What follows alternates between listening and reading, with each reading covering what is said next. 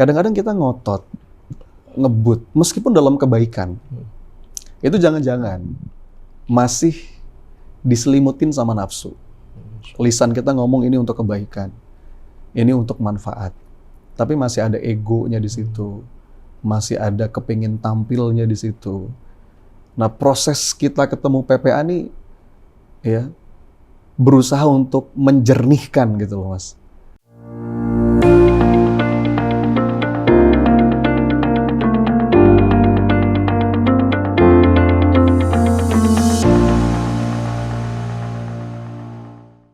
Bismillahirrahmanirrahim. Assalamualaikum warahmatullahi wabarakatuh. Waalaikumsalam. Berjumpa lagi di podcast series PPA, Ruang Rasa, Seuntai Kata, Sejuta Cerita. Insya Allah, pada hari ini kita akan mendatangkan seseorang yang insya Allah akan menceritakan hal-hal yang mungkin teman-teman belum ketahui nih. Mungkin sebelumnya udah ada beberapa cerita dari Ustadz Reza Rendy, dan kali ini kita akan menggali tentang cerita-cerita apa yang dimiliki oleh Ustadz Sony Abikim. Dan alhamdulillah saat ini sudah hadir Ustadz Sony Abikim. Assalamualaikum Mas Sony. Waalaikumsalam. Gimana sehat Mas? Alhamdulillah. Alhamdulillah, Masya Allah. Jadi kita ngebedah untold story ya? Iya betul Mas. Jadi banyak nih teman-teman yang mungkin banyak pertanyaan seputar Mas Sony ataupun seputar hal-hal yang Mas Sony bawakan, Mas Sony tulis gitu ya. Namun mereka mungkin terbatas Mas. Terbatas untuk ngobrol dengan antum, terbatas untuk bisa bertanya banyak tentang antum, dan mungkin saya di sini mewakili teman-teman tentang mungkin banyak yang teman-teman ingin tanyakan. Boleh di kolom komentar, silakan kira-kira apa nih yang mau ditanyain tentang Mas Sony. Insya Allah nanti kita bedah ya di video-video berikutnya dengan tema tertentu, dengan bahasan tertentu. Nah, pada hari ini insya Allah kita mau bahas dari sejarah mungkin ya. Sejarah Mas Sony bisa menjadi co-founder, Allah titipi PPA, Allah pertemukan dengan Ustadz Reza Rendy, Ustadz Helmi, Ustadz Dedi Irawan, dan kita pengen tahu nih Mas, ya, gimana ceritanya awalnya bisa ketemu dengan mereka-mereka dan bisa menjadi co-founder Mas? Ya, bismillahirrahmanirrahim. Rabbi syrah li sadri wa yassir li amri wahlul 'uqdatam min lisani yafqahu qawli.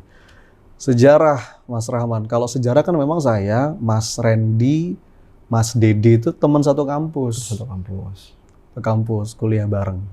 Kalau Mas Helmi beda generasi ya. Beliau senior. Jadi teman satu kampus waktu itu. Tapi walaupun teman satu kampus, relatif nggak terlalu deket sih Mas. Mulai deket tuh ketika kita gabung di satu komunitas ya, komunitas terapi. Di situ mulai kita bisnis bareng, kita sering sharing bareng, ikut training bareng, ya, bikin project bareng-bareng. Dari situ Mas Rahman mulai interaksi sering, terus ya kita hijrah bareng, ngaji bareng, sampai bikin komunitas dan jadilah PPA yang seperti sekarang. Itu 2014 ya, 2014. Awal PPA tuh 2014. Tapi kalau komunitasnya dari 2012, komunitas awalnya tuh. Komunitas apa tuh Mas? Komunitas Chef, komunitas Chefter. Dulu bersama Bapak Ahmad Faiz Zainuddin dan kawan-kawan chef ya. Di situ mulai deket, dan itu cikal bakal Mas awalnya. Sampai akhirnya secara ngalir sih Mas Rahman. Dibilang disengaja juga sebetulnya nggak disengaja banget ya. Ngalir dan nggak nyangka sekarang PPA ada di 140-an kota ya. Kemarin saya terakhir ngisi kelas itu sudah angkatan 2686 angkatan Mas. Itu kalau apa selalu merinding lah. Sudah 2600 angkatan. Kalau ingat awal-awal dulu ya, anak-anak muda yang masih cupu, yang ilmunya sangat terbatas, kalau bukan pertolongan Allah rasanya nggak mungkin. Mudah-mudahan ada manfaatnya. Mudah-mudahan jadi amal jariah. Kalau sebelum di PPA, antum ngapain Mas? Ana ngajar dulu. Ngajar? Jadi dari tahun 2008 sampai 2013, Ana ngajar di Institut Kejuruan Ilmu Farmasi, IKIFA. Jadi ngajar kimia analisa. Jadi Ana guru kimia analisa. Di lab awalnya, jadi laboran. Masya Allah. Ya. Kan basically farmasi ya. Saya, Mas Rendy, Mas Dedi, termasuk Kang Helmi juga farmasi sebetulnya. Beda angkatan jauh. Jauh, walaupun Kang Helmi kuliahnya ke komputer ya, tapi sekolah menengahnya farmasi. Jadi memang dunianya dunia ngajar. Dunia berusaha belajar untuk menyampaikan sesuatu secara sederhana. Sesuatu agar gimana caranya supaya ini lebih mudah difahami. Kan PPA gitu, Mas Rahman. PPA tuh berusaha simplify the complexity, istilahnya gitu. Materi-materi yang kita bahas di kelas itu kan materi-materi yang sebetulnya materi umum ya. Materi yang mungkin sering kita dengar di kajian-kajian dari para ustadz, dari para guru, tapi kita kemas mudah-mudahan jadi lebih menarik, lebih sederhana, lebih mudah difahami, lebih aplikatif. Gitu Mas Rahman. Pernah kebayang Mas dulu sebelum ngajar, sebelum di PPA gitu, punya cita-cita gitu mungkin sebagai pengajar? Iya. Ya memang kalau ngomongin cita-cita kan dilihat dari ketertarikan ya. Kalau dulu bahasanya passion ya. Find your passion. Dari dulu emang banyak orang yang bilang Masoni itu kalau ngejelasin sesuatu enak didengar. Dari dulu tuh. Dari zaman sekolah sih. Dari SMP. Cenderung senang tampil, senang speech, ya, senang pidato. Dulu waktu SMP itu ikut kompetisi pidato bahasa Inggris, Mas. SMP itu dari kelas 1 tuh. Ya, terus SMA juga masih sama. Intinya memang dari dulu kesukaannya tuh menjelaskan sesuatu supaya mudah difahami, balik lagi Mas Rahman. Dan pengen memang sempat ada cita-cita dulu pengen jadi public speaker ya. Pengen jadi trainer. Ya. Sampai ya banyaklah ikut berbagai macam program pelatihan. Alhamdulillah Allah takdirkan sekarang di PPA. Mudah-mudahan sesuai dengan potensi terbaik yang dititipkan oleh Allah, itu visinya. Visinya EOA ya. Potensi terbaik yang Allah titipkan. Itu Mas Rahman. Masya Allah. Nah, jadi memang untuk sampai di titik ini barangkali teman-teman juga mungkin keinginan ya, punya keinginan, punya terlintas pikiran mau jadi ini, mau jadi itu, tapi tetap harus dipikirin ya Mas ya. Perlu dicita-citakan, perlu didoakan. Dan bisa jadi banyak wasilah buat sampai di titik seperti sekarang. Dan PPA tuh, materi yang kita bahas di kelas PPA Mas Rahman, itu betul-betul memudahkan kita untuk mempolakan kehidupan. Ada salah seorang alumni yang bilang, Mas Soni, saya tuh senang banget sama PPA. Kenapa? Karena ini betul-betul ngebantu saya untuk mempolakan kehidupan. Tadi ngomongin cita-cita. Di poin 1 ya, kalau Mas Rahman ingat tuh tentang niat. Ya, dulu ketika belum kenal PPA, mungkin yang jadi mimpi, ambisi, cita-cita itu masih bahasanya masuk ke dalam klasifikasi niat sempit gitu Mas Rahman. Pengen cari panggung. Dulu saya pernah nulis buku loh Mas, sebelum buku Garansi Langit. Oh gitu. Ini saya buka rahasia ya. Mungkin ada yang belum tahu. Dulu tuh tahun 2012, saya sempat tulis buku. Ya judulnya Powerful Muhammad Sallallahu Alaihi Wasallam. Ya, sekarang udah nggak beredar di pasaran. Sekarang udah saya jadikan e-book ya. Dan bisa download langsung gratis di channel Telegram saya. Nanti kita kasih linknya di kolom chat. Dulu, jadi cita-cita itu udah ada, tapi bedanya apa Mas? Bedanya itu kesadaran kita untuk memurnikan niat itu. Mungkin itu ya bahasanya ya. Dulu tulis buku, mungkin ya sekedar pengen aktualisasi diri. Pengen dapat followers, ya, pengen cari panggung, ya niat-niat sempit lah. Ya saya nggak bilang sekarang niat saya udah bener, kan proses membenahi niat itu kan perjalanan seumur hidup ya. Tapi semakin kesini tuh dengan ilmu-ilmu PPA, ketemu sama sahabat para guru, paling nggak kita punya awareness, kita punya kesadaran. Apa nih yang kita cari, gitu. Dulu tuh ketika nulis buku pertama kali ya betul-betul ngototnya itu nafsu gitu loh Mas. Nah, tadi pagi saya baru ngobrol-ngobrol sama Kak Angga ya di Teras Talk Show. Ada satu kalimat dari Kak Angga, ini menarik ya. Kadang-kadang kita ngotot, ngebut, meskipun dalam kebaikan.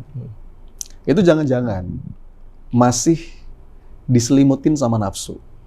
Lisan kita ngomong ini untuk kebaikan. Ini untuk manfaat. Tapi masih ada egonya di situ, masih ada kepingin tampilnya di situ. Nah, proses kita ketemu PPA nih, ya, berusaha untuk menjernihkan gitu loh, Mas.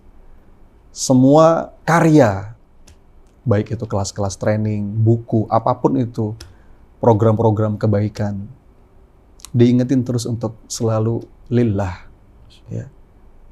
Karena jangan sampai kita ngerasa udah berbuat baik banyak, ngerasa udah berkarya, tapi ternyata nggak ada nilainya di sisi Allah, karena yang dicari bukan Allah.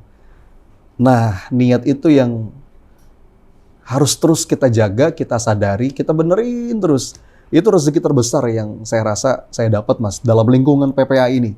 Ketemu sahabat, ketemu guru, para trainers, ya, teman-teman yang selalu ngingetin dalam kebaikan, dalam kemurnian niat. Karena kalau udah niat tulus, murni, luas gitu ya, mudah-mudahan Allah tolong, Allah tunjuki jalan, Allah jagain, Allah cukupi semuanya.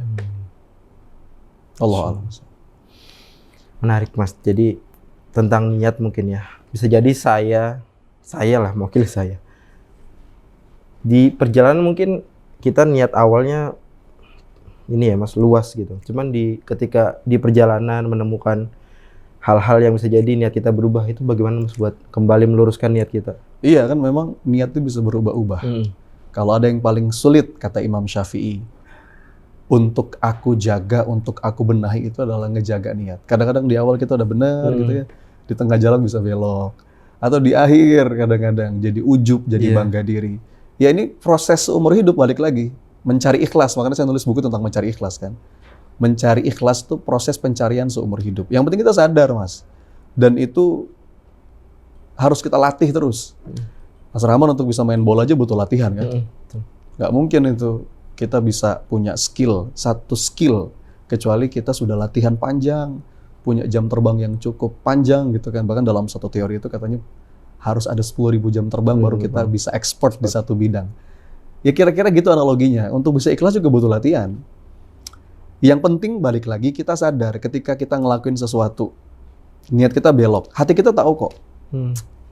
Istighfar lagi, akui kan. Makanya kalau di materi PPA tuh, Mas, di prinsip yang pertama ada 3 langkah meluaskan niat. Yang pertama, kita akui dulu kalau niat kita salah, niat kita sempit, niat kita bukan karena Allah, niat kita nyari yang lain. Setelah diakui, istighfar, balik lagi, benahi lagi, berusaha lurusin lagi, murnikan lagi. Nanti tengah jalan belok lagi, istighfar lagi. Terus mudah-mudahan nanti di sisa umur ini kita dikaruniakan Allah kemampuan untuk betul-betul mempersembahkan sesuatu yang terbaik, yang murni lillah. Jadi keep coming back, keep struggling dengan kesadaran. Amin, amin. Mudah-mudahan. Ngomong-ngomong, ini buku yang sudah ditulis Mas Sony udah berapa banyak nih, Mas? Ya ini yang kita lihat ada 4 yang sekarang masih beredar ya. Yang 1 tadi sudah saya jadikan e-book. Yang paling pojok sana itu saya tulis tahun 2016. Judulnya Garansi Langit. Ya. Ini alhamdulillah sudah cetakan ke-13, Mas Rahman. Alhamdulillah. Bestseller. Kemudian tahun 2018 saya nulis buku yang di sebelahnya, judulnya Menjadi Hamba. Ya. Kemudian 2019 saya nulis buku yang warna putih, yang tadi sempat saya mention ya, tentang mencari ikhlas. Jadi covernya pun mencerminkan pesannya nih, Mas Rahmat. Kenapa kok putih seperti susu? Karena kan kata para ulama, ikhlas itu seperti susu yang murni, labanan khalisan. Kemudian tahun 2020 nih, terakhir nih, Mas. Jadi udah hampir 2 tahun nih saya belum nulis lagi. Ini buku terakhir yang saya tulis, judulnya Menemukan Rasa. Kalau yang ini belum bestseller karena belum 10.000 eksemplar. Karena kan kalau bestseller tuh minimal 10.000 eksemplar. Dan setiap buku yang saya tulis, Mas Rahman, itu memang berangkat dari kegelisahan. Ya.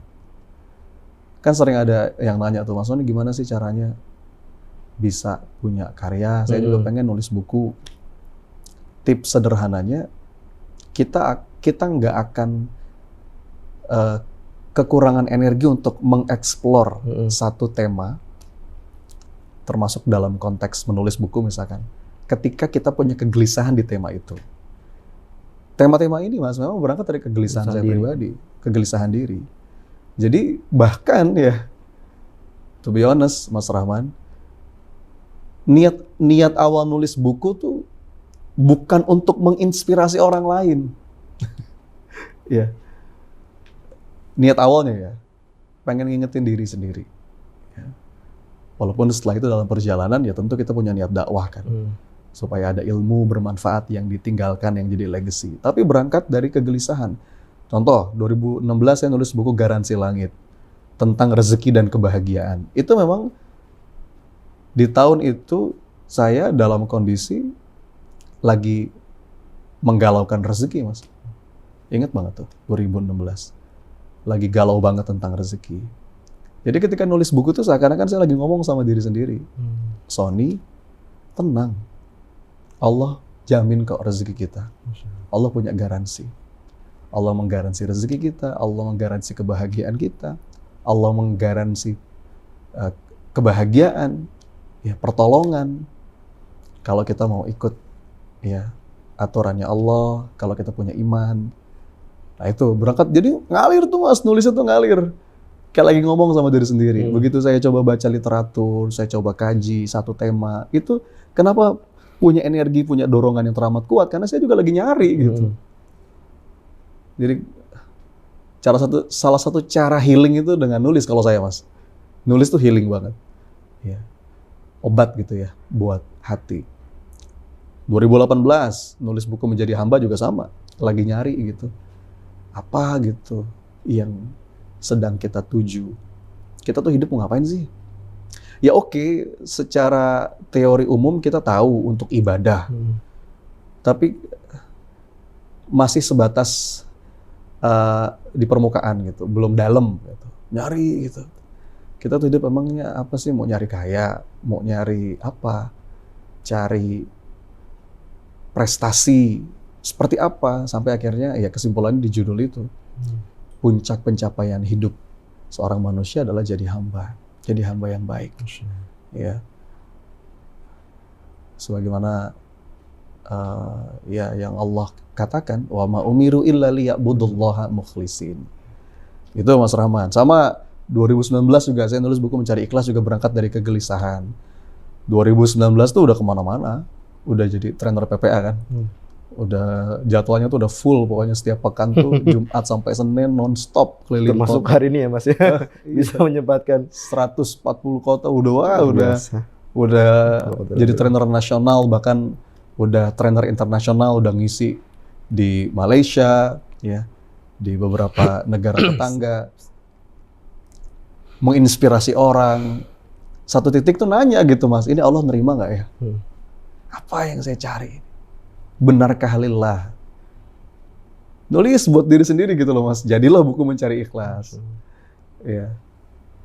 Terus 2020 menemukan rasa juga sama. Itu berarti lagi kehilangan rasa. Jadi kalau Mas Rahman sesekali mungkin ngelihat saya nulis sesuatu di medsos, itu bisa menggambarkan suasana hati Mas. Serahasianya gitu.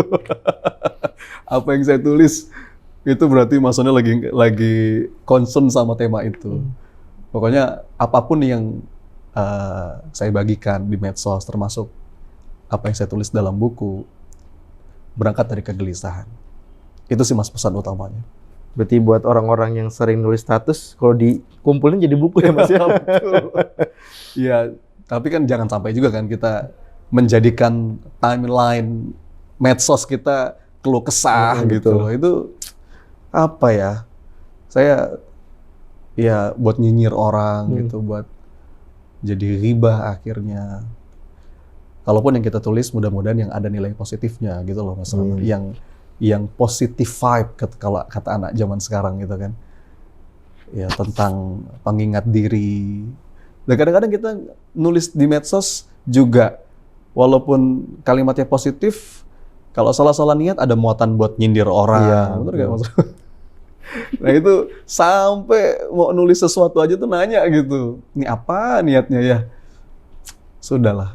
Kalau kita sibuk dengan aib kita sendiri Mas, kita nggak punya waktu buat ngurusin aib orang, buat nyinyir, buat nyindir, buat menghakimi. Mudah-mudahan Allah jaga terus hati kita. Amin. Berapa lama sih Mas kalau buat nulis satu buku itu? Butuh waktu berapa lama? Beda-beda. Beda-beda ya? Beda-beda. Kan tipis-tipis sih, nggak ada yang tebel Mas. Dan buku saya tuh ringan-ringan semua. Ya. Dan karena ilmunya juga nggak banyak ya, jadi nggak bisa nulis buku yang dalam. Jadi nulisnya yang ringan-ringan aja, yang enak dikunyah, yang renyah gitu. Tapi walaupun tipis, lama juga, tergantung. Mencari ikhlasnya setahun itu saya nulis. Padahal kan tipis itu berapa halaman. Dan tulisan ringan aja. Saya bagi di medsos, saya kembangin lagi, renung lagi, nulis lagi. Jadi beda-beda Mas. Nulis bukunya masih, kalau saya pribadi masih tergantung mood Mas. Bahkan saya diminta sama teman-teman organizer kan untuk, Mas Sony yang konsisten dong bikin konten gitu, kalau bisa sehari ada konten. Saya belum bisa tuh. Saya masih tergantung mood ya. Kalau ada mood bikin, kalau enggak loss gitu. Iya, masih kurang disiplin. Mudah-mudahan Allah kasih kekuatan untuk bisa disiplin. Oke Mas, saya mau jujur nih Mas. Sebenarnya saya suka sama Mas Sony dengan pemilihan kata-katanya Mas. Itu dari mana Mas bisa mendapatkan insight, hikmah gitu ya, bisa membuat kata-kata yang gampang menyentuh lah Mas. Itu gitu ya. Belajar dari mana gitu Mas? Mungkin pada pengen tahu kan. Susah dijawab nih Mas. Tapi saya hanya berusaha menghadirkan kesederhanaan. Zaman sekarang itu kan informasi dengan sangat mudah bisa kita akses ya, Mas Rahman. Kadang-kadang bikin kita ruwet gitu, bikin kita pusing, ya, bikin kita muntah. Nah, apa yang berusaha saya hadirkan mungkin lewat tulisan, lewat audio, lewat video, berusaha menyederhanakan inspirasi-inspirasi yang berserakan di mana-mana menjadi bahasa yang lebih mudah diterima. Itu aja mungkin, Mas Rahman. Iya. Jadi memang ya kalau saya pribadi ya Mas, jadi nangkepnya ada banyak pelajaran, cuman ketika Mas Sony yang menyampaikan itu lebih cepat kena gitu. Gitu itu, ya? Hadza min fadli Rabbih. Insyaallah. Kalau dari background ataupun yang sering dipelajari itu ada nggak kaitan dengan bahasa-bahasa, atau Mas Sony suka bahasa, suka sastra kah? Enggak sastra juga. Arab juga? Enggak juga. Tapi yang pasti ya kita semua ya, itu kan mencintai keindahan. Ya, mencintai keindahan. Dan Allah juga Maha Indah dan Allah mencintai keindahan. Dalam bahasa juga kan ada struktur keindahan ya, Mas Rahman. Jadi kalau dibilang apakah Mas Sony ada ketertarikan dengan bahasa, enggak juga sih. Saya tertarik pada keindahan yang melekat dalam kesederhanaan. Misalkan ya, saya mengagumi karyanya Imam Ibn Athaillah dalam kitab Al-Hikam. Itu kan simpel Mas. Ya. Sederhana kata-katanya tapi dalam luar biasa. Maknanya itu, bahkan kata salah seorang ulama itu, ini salah satu karya terindah gitu ya, yang pernah ada dalam khazanah umat. Terus kitab misalnya kitab Nasaihul Ibad dari Syekh Nawawi Al-Bantani, itu juga cuma makalah-makalah, nasihat-nasihat singkat. Nah, itu saya senang ya gitu-gitu tuh Mas. Jadi ada begitu banyak inspirasi, kemudian saya rangkum itu menjadi satu kalimat yang semoga bisa mewakili inspirasi itu dalam bahasa yang enak diterima. Gitu aja sih Mas. Insyaallah, jazakallah khair Mas Sony. Semoga apa yang kita diskusikan pada hari ini bisa banyak manfaat, terutama buat saya sendiri Mas, dan juga untuk teman-teman yang mudah-mudahan juga bisa mengambil hikmah dan ibrahnya. Baik, insyaallah sesi podcast kita sudah selesai. Apabila teman-teman ada yang ingin dikomentari atau ingin ditanyakan, boleh silakan di kolom komentarnya. Ada yang ingin dibahas tentang sesuatu hal, mungkin dengan Mas Sony lagi atau dengan yang lain, silakan juga boleh disampaikan. Dan dukung terus podcast series PPA, YouTube PPA dengan klik tombol like, komen, dan juga subscribe channel ini. Sampai jumpa lagi di podcast-podcast berikutnya. Semoga bermanfaat. Wassalamualaikum warahmatullahi wabarakatuh.